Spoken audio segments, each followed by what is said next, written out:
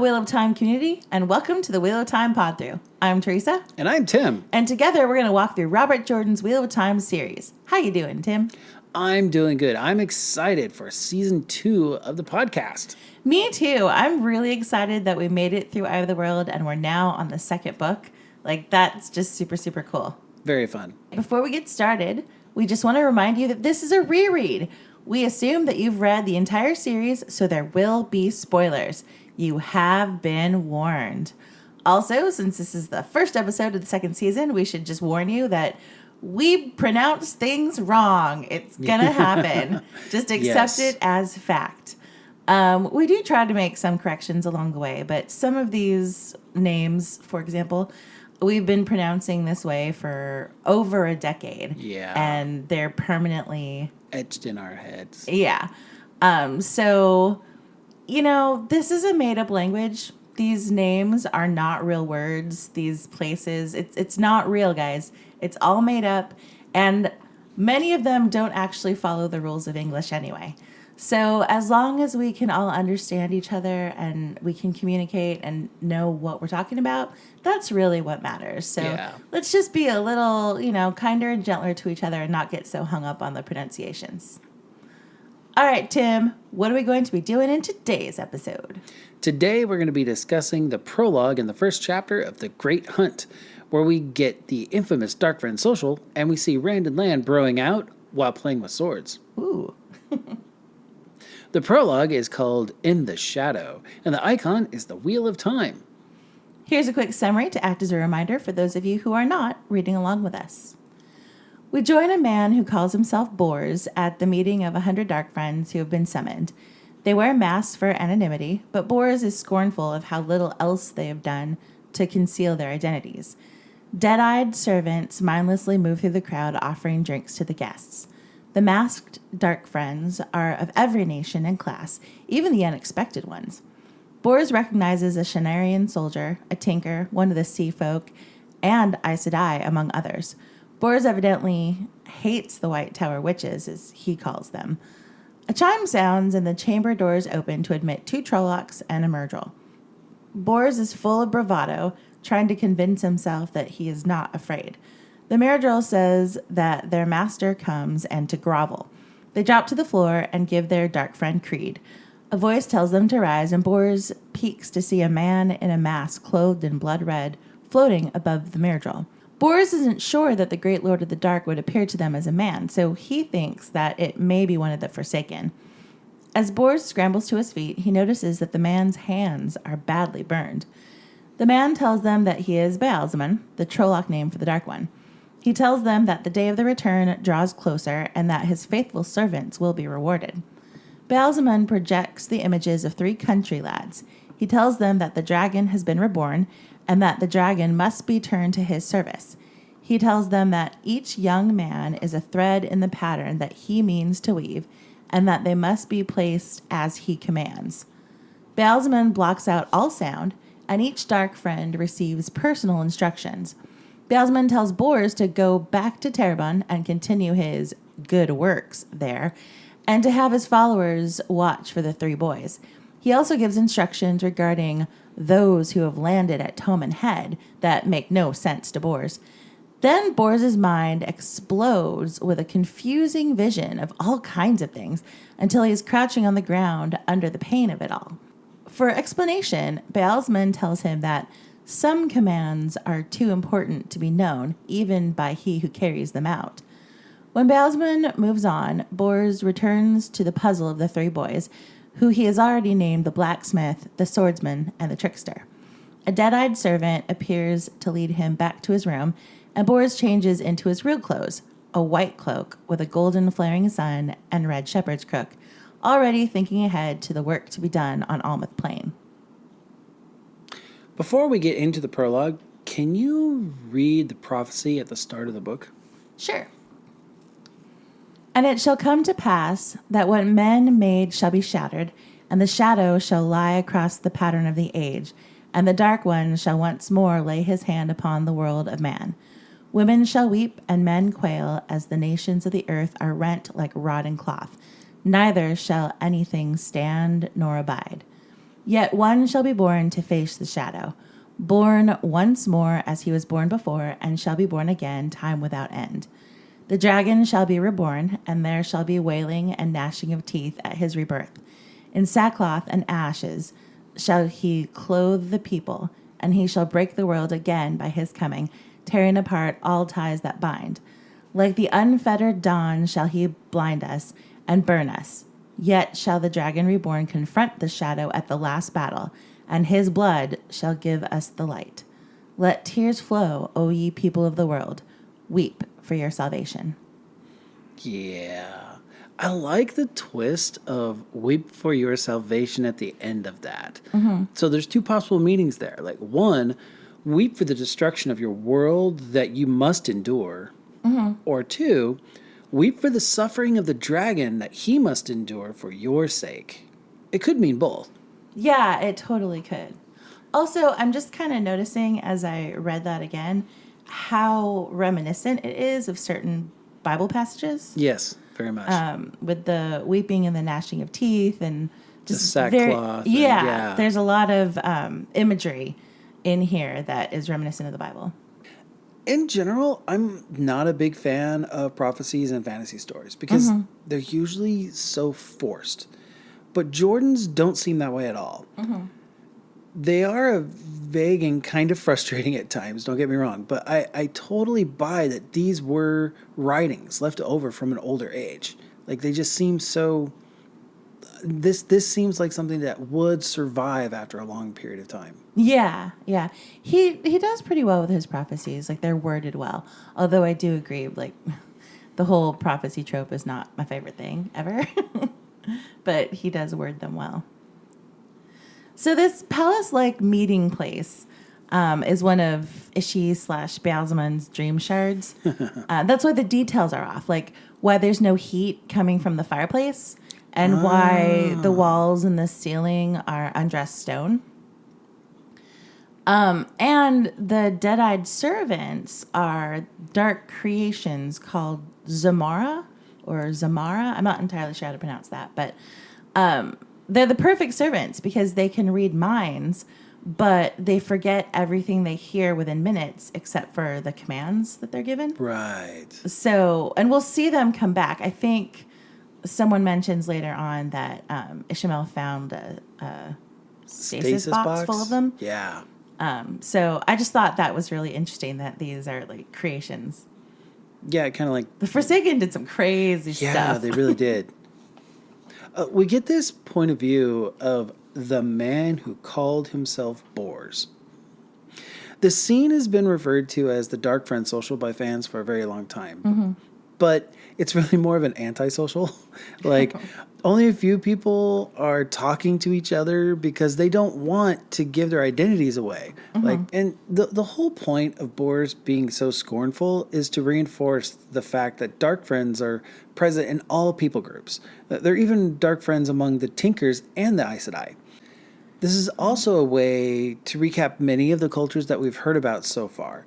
I really like the contrast in the clothing and the little clues that we get of everyone's identities. This is just such a rich world that we're about to step back into. And this the whole Dark Friend Social is about remembering all of this without like beating it over our heads. Totally.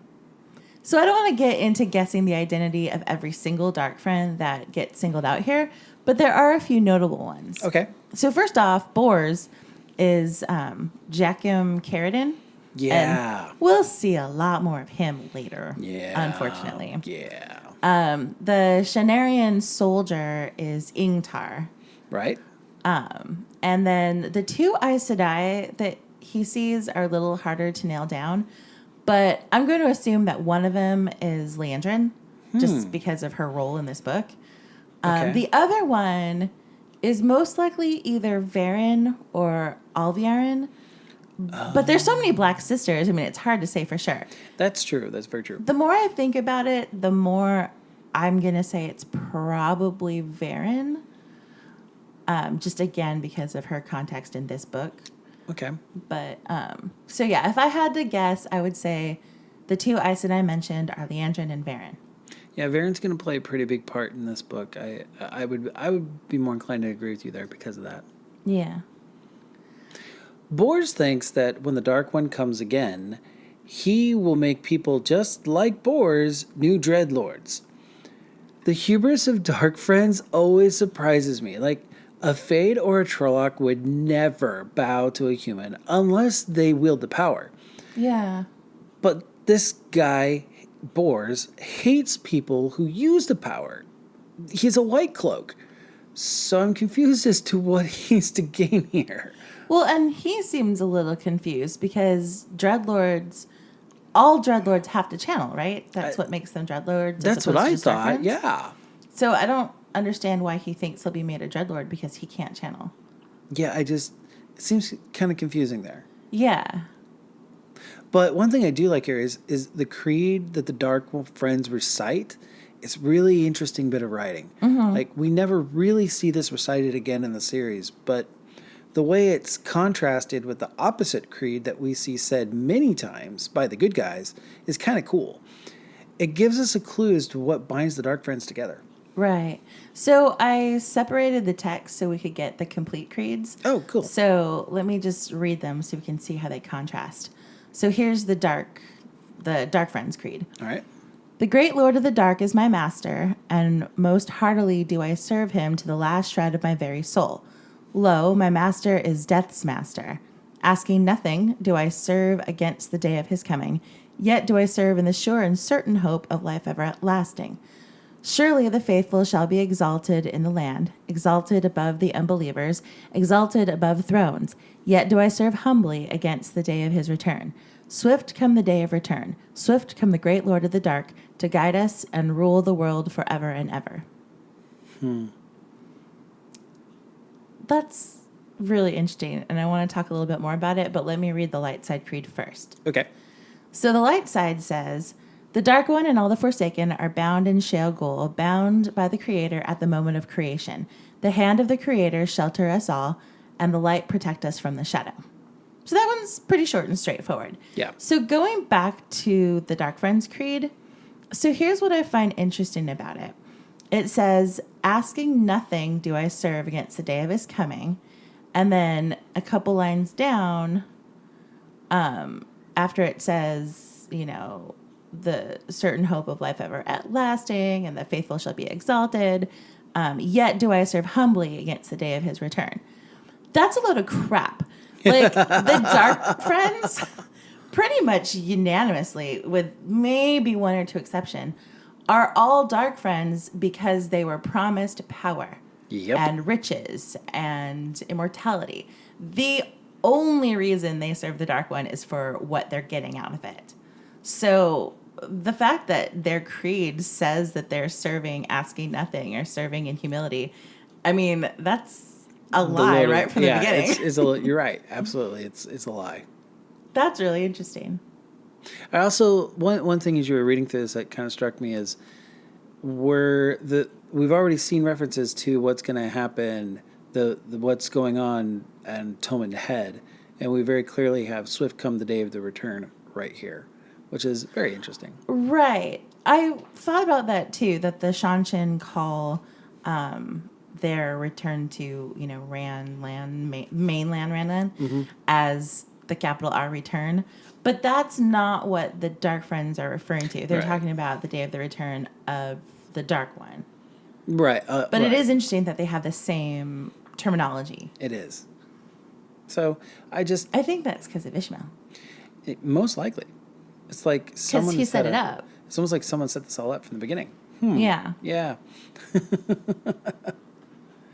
So we get some catch-up exposition here, but not so much that it gets annoying. Mm-hmm. One thing I don't like about reading books in a series is that the opening part of each book catches you up on what came before. Right.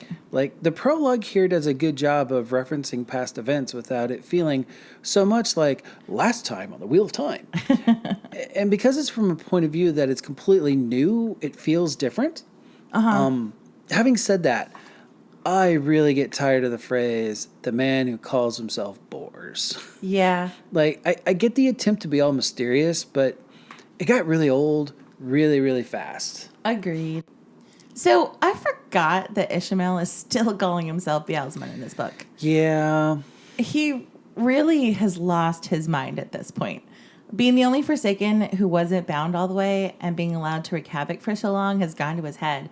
And he's got a really tenuous grip on reality. Yeah, it's a thread. Yeah. And I can't remember if it's Lanfear. One of the Forsaken is either thinking about Ishmael or talking to someone else about Ishmael, saying, like, I think he may actually think of himself as the Dark One at this point. Like, he's lost it. Yeah, I think she's having a discussion with the Samael or someone like that later. Possibly. Or she could just be musing to herself. I mean, honestly, I don't remember. But someone talks about it. Mm-hmm. So it's not just us. Yay! But yeah, he's not doing well right now. One bit that happens here is this description we get of Matt and Perrin and Rand as Bors sees their projections like cast out in this really weird, like, I guess you call it a hologram or something. It's just really cool to see these three boys that we've gotten to know in the last book through his eyes, through Bors' eyes. Mm-hmm. What jumps out to him. Yeah, exactly. The details that jump out to him are very different than what jump out to me when I read through the book. So it's just kind of cool to see a different perspective there. Yeah. When Bors gets the super painful rapid fire vision thing, he sees a ton of images that will come back later. A few notable ones are he sees a woman in white, and that's probably Lanfear. A helmet painted like an insect head. That's part of the Shan-Chen armor. Yep. A curled golden horn. That's the Horn of Bel-Air. Mm-hmm. A wolf attacking. The dead walking. Just a ton of stuff.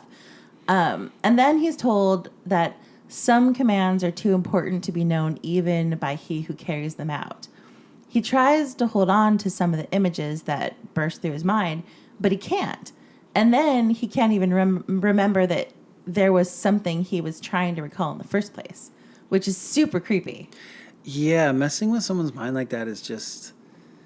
it's always evil. Yeah. Like, it's always like a true act, like a violation. Yeah.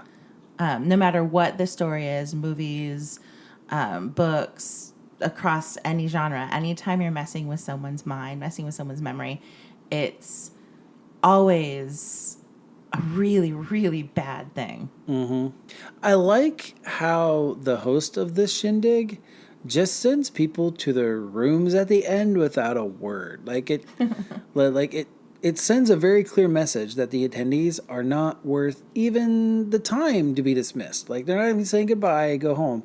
They're just escorted to their rooms. Uh-huh. Like, I still don't get what makes Dark Friends buy the delusion that they're important somehow. Like, they get generic promises of riches and powers, sure, but that rarely seems delivered on. Right.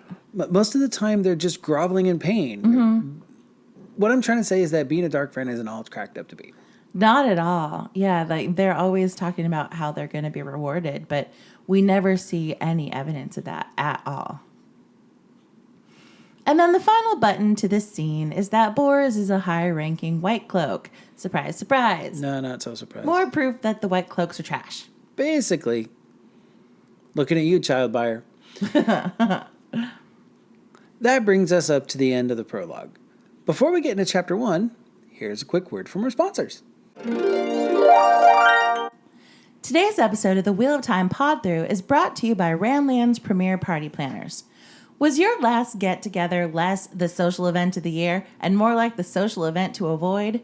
With Randland's Premier Party Planners, say goodbye to gatherings where people stand around and eye each other suspiciously, and hello to your friends, dark or otherwise, doing the conga right past the hors d'oeuvres table. Who has time for murder and mayhem when they're too busy boogieing on the dance floor? Turn those evil frowns upside down and let Randland's Premier Party Planners plan your next social. Guest appearance by the Great Lord of the Dark not included. Chapter 1 of The Great Hunt is called The Flame of Tar-Valon, and the icon is also the wheel. The wheel of time turns, and ages come to pass, leaving memories that become legend, then fade to myth, and are long forgot when that age comes again. In one age, called the Third Age by some, an age yet to come, an age long past, a wind rose in the mountains of doom. The wind was not the beginning. There are neither beginnings nor endings to the turning of the wheel of time, but it was a beginning. On a tower top in Faldara, Rand is practicing the sword with Lan. Rand is doing all right with his practice sword against the warder until the air seems to solidify into jelly and traps him. The wind pushes him into Lan's practice sword, cracking it and driving the sharp, broken bits into his chest. Lan starts to berate him until Rand explains about the wind. Lan responds that strange things can happen this close to the blight, but he's troubled by it. He asks Rand when he's leaving, and Rand gestures to his Heron-marked sword, saying that he needs to learn to use it before he gets into a situation that he can't bluff his way out of. Lan suggests that he sell the sword. It's rare and valuable. Rand immediately refuses, trying to hold on to this last connection to Tam al'Thor. Lan explains that the sword is a power wrought blade and gives a little history on those kinds of weapons. Rand laments that he can't get away from Aes Sedai, and Lan asks him if he really wants to. He asks again why Rand hasn't left, saying that he doesn't have years to turn Rand into a blade master, and he's learned enough of the sword to be getting on with. Rand talks about his friends, and Lan points out that that's a lame excuse. Finally, Rand admits that he's sticking around because of Moraine. He complains that she dropped this huge bombshell on him that he can channel, and now she's ignoring him like it doesn't matter. He's sulky and demanding that she help him somehow. Lan tells him that Moraine probably can't help him anymore and tries to distract him with more sword forms. Before they can get started again, they're interrupted by trumpet sounds. They look to see a large procession arriving with banners bearing the flame of Tar-Valon. Rand asks why there are so many Aes Sedai, and Lan tells him that the Amyrlin seat has come in person. Lan tells him that his lessons are done, and with sympathy that it would be better if he were a week gone. Lan leaves the tower top, and Rand starts to panic. He's sure that the Amyrlin is there for him, and he's afraid that the Aes Sedai will catch him and gentle him. Coming to his senses, he begins to run. I don't care how many times I read these books. I love the opening refrain. Yeah, the wind stuff. The wind and stuff. The ages coming to pass. There's neither a beginning or an end, but this is a beginning. I love it. Yeah. It's just every time I love it. Definitely. So the weird jelly wind thing. Yeah. It's probably the first of what will be known as the bubbles of evil that'll start to pop up around the Tavern. They happen around all of the boys, but most often around Rand. Yeah, because he's the biggest Tavern, I believe. Yeah, well, because he's the dragon. He Right. attracts the most weirdness. But, like, I guess Lan is able to kind of excuse it as, well, we're close to the blight and things get weird. But I don't think it's the blight. I think it's the first of the bubbles of evil. We just don't know it yet. Don't you think? I agree. That's got to be it, because we'll see them be bigger and worse later on, but this is probably the first one. Yeah, like they don't really become a story or like a thing that affects the plot until the third book. But I think there are a couple of instances where they happen before then. Okay. Well, actually, no, fourth book. Fourth book, yeah. Right. Once they're in tier. So many things happening. I know. Lan is just awesome. Like, Well established. and I'm not just talking about how badass he is with a sword. Like you mentioned in a couple episodes ago that, and we'll see this here again in this scene, Lan respects Rand as a friend. The fact that Rand can channel does not faze Lan. He does not shy away from talking about it, even when things get weird. Yeah. Rand even comments he's acting just like nothing happened. Lan is a rare kind of person indeed. Yeah, for sure. So Rand is still in the midst of his identity crisis regarding Tam not being his biological father. Lan tells him that basically, in the Borderlands sheep herder, if a man has the raising of a child, that child is his, and none can say different. We don't talk much about our personal lives on the show, but this line has always been near and dear to me. Like, my biological father died when I was an infant, and the man that I call dad has been there from so early I can't remember any other father. So like Rand, I had a father who raised me as his own. He isn't a badass ninja like Tam al'Thor, but he's a great man, and I'm really lucky to have him in my life.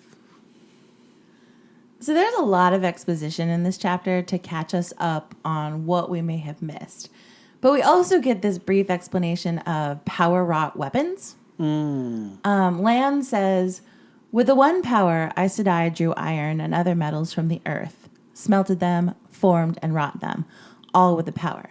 Swords and other weapons, too. Many that survived the breaking of the world were destroyed by men who feared and hated Aes Sedai work, and others have vanished with the years. Few remain, and few men truly know what they are. And he goes on to tell Rand that after the War of the Shadow, the remaining Aes Sedai swore never again to make a weapon for one man to kill another. It's one of their 3 oaths that they swear on the oath rod. So Rand's sword isn't just Heron marked. It's also a power-wrought blade that's at least 3,000 years old. Yeah. Pretty nifty heirloom. Yeah, very, very cool. And I believe the theory is that Tam received it from Met and Stephanos when he was part of the companions in the Illianer army. I don't know where that was confirmed, but I do remember hearing that a couple places. So I've heard that too, so awesome. Tam's just a badass. He super is. Also, Lan saying, as it is, you will not stab yourself in the foot, means that Rand is already pretty good with the sword. I mean, Lan is a Borderlander and a warder. From him, that's really high praise. It really is. Rand's able to pick up the sword really quickly, and I assume that that's bleed through from Lews Therin. Because isn't he credited for like inventing swordplay in his age or something like that? Yeah, basically. Yeah, so he was a really good swordsman. So Rand is getting the benefit of LTT's talent. Right. And that's just kind of cool. I think it's helpful. Comes in handy. And I think it's one of the first true like bleed throughs that we see affect Rand is this whole pick this up. So it's kind of cool that Rand is a natural here. Yeah. We get some more exposition about our main characters, again, catching us up. Despite all of the rehashing, I don't think this chapter feels as clunky as other series I've read, where the authors are trying to give you all the information you need in case you didn't read the first book. J.K. Rowling. It's really difficult to play catch up without boring the reader about how Quidditch is played with 3 balls again and again and again. Jordan handles this much better than other authors, I think. So you might have a specific author in mind, maybe? Maybe, possibly. Comparing the two. I'm just saying that, certain little boys grew up in a cupboard. Yeah, they're odd little boys who hate their birthdays because they were raised by abusive aunts and uncles, but then they became wizards, and I don't know what you're talking about. Exactly. So Rand is really whiny about Moraine, and I have to give her credit for her reverse psychology. She knew that if she tried to talk to him, he'd go running off in the opposite direction, but by ignoring him, she's manipulated him into coming to her. Yeah. Very tricksy. It's also super shady, and yet another reason why Rand doesn't trust her. But I can't say that it's not effective. Yeah. Effective does not necessarily foster trust. It just super doesn't. But, she makes a lot of missteps with him at first. Eventually, they find their equilibrium, but at first, they're both just button heads. Yep. Lan says that Ingtar is coming in with the procession. His cover for being at the Dark Friends social was that he was out hunting. Right. Of course, we don't know yet that that's where he was. Jordan just slips this in as we see the procession of Aes Sedai marching the Emerald seat into Faldara. Sneaky, sneaky. By the way, did you catch Goosebumps covered him? It's the description we get as Rand looks at the large group of Aes Sedai. Yeah, totally. I saw it. Like, he can sense them channeling, but he doesn't know that's what he's feeling. Right, and we'll see as time goes on that whenever he's around women channeling, he gets goosebumps as like the indication that that's what's happening. I love that Rand kind of says that he had begun to think of himself as worldly because of his adventures from the first book, but that none of it had prepared him for this moment. Aw, buddy, you ain't seen nothing yet. Oh, wow. Yeah. Also, arrogance. What? Huh? We've talked a lot about the arrogance of the dragon, which is very present in Rand. He is so sure that the Amaryllis is there to gentle him. At this point in the story, he does not know that he's the Dragon Reborn. Right? He just thinks he's a generic dude who can channel. And it is so presumptuous to think that the Amaryllis seat is there just for him. Yeah, she's got people for that kind of thing. Right? Yeah. Like, she's not going to come personally and hunt men down. Also, I mean, even though he is a Dragon Reborn, she's not there just for him. She's there for Moraine, too. Yeah. You know, like there are other reasons why she's there. He's a big reason, but he's not the only reason. So, I don't know. They brought a seal to the Dark One's prison out of the Eye of the World. There's the Horn of Valor. Yeah, does she know about the horn yet? Like, I can't remember. I think Moraine tells her about it, but had she already written to Swan and told her that she had them? You know, I mean, don't remember. Swan has to know that Moraine's there somehow. Yes. I assume that it's been a month. Moraine must have written to her. Pigeons, probably. Yeah, so she might have mentioned the horn and the seal. So, I mean, there are other reasons why Swan is there. True. Okay. Rand. That ends the prologue and the first chapter of The Great Hunt. Join us next week for chapters 2 and 3, where Rand tries to avoid the Emerald Seat and repeatedly makes a complete ass out of himself in the process. He sure does. We hope that you enjoyed this episode of the Wheel of Time Pod-Thru. We'll see you again next week. Make sure that you rate and subscribe to us on iTunes or wherever you get your podcasts. If you could leave us a positive review, it would really help us out. You can tweet us at Pod-Thru or email us at whatpodthru@gmail.com and tell us your thoughts on anything we covered today. That's WOTPODTHRU@gmail.com. Thanks, everybody, and we hope the wheel weaves you in our direction again soon.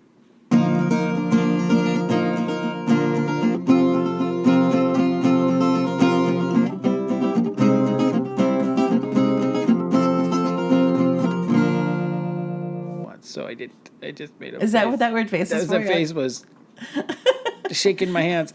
Yeah, you had a weird thing happened. I was like, Tim's having a seizure. Okay. I'm trying.